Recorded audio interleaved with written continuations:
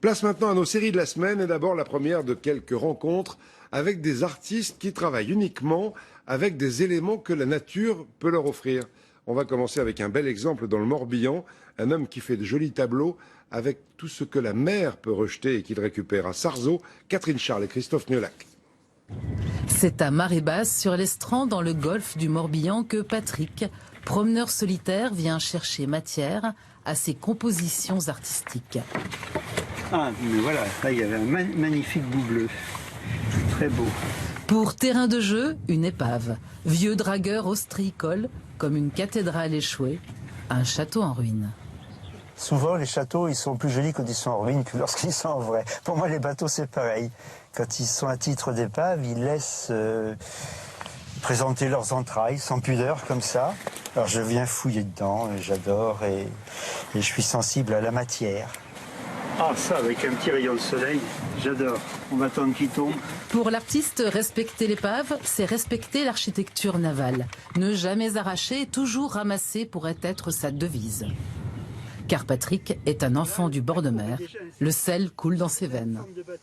Je suis même baptisé dans les marais salants. On appelle ça le cul salé, les marais de Guérande. J'étais trempé par immersion. On ne me demandait pas mon avis. Mais ça a dû me marquer profondément.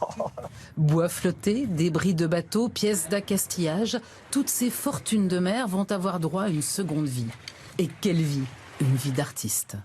Devenu bateau phare, château imaginaire voulant accrocher la lune, bouée rouge, ou comptine enfantine, histoire de ne pas oublier que les petits bateaux ont toujours des jambes. Les œuvres sont là pour rappeler à chacun son rapport personnel à la mer.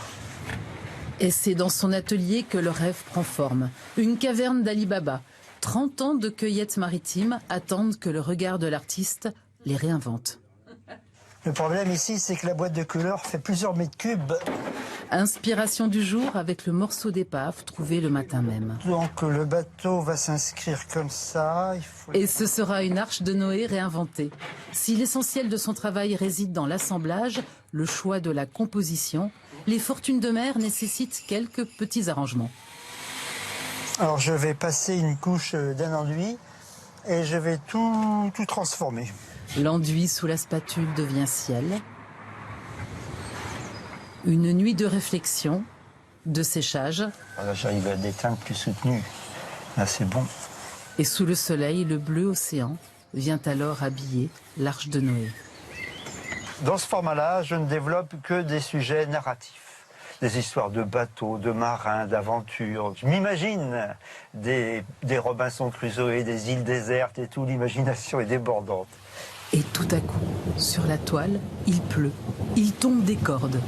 Mais en Bretagne, après l'orage... Hop, une éclaircie, voilà. Et maintenant, on va installer ici les éléments de la maison de Noé. Un petit peu de rouge.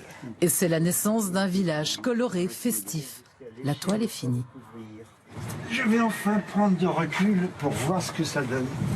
On va mettre là, dans le jardin. Patrick, ou la vie rêvée d'un artiste. Toute mon existence a été pour vivre au bord de la mer, pour vivre à la fois de la mer et de l'art. Et j'y suis arrivé. C'est magnifique, c'est ce dont je rêvais. Parfait. On ne change rien. Formidable passion, insolite quand même, on en verra quelques autres jusqu'à vendredi.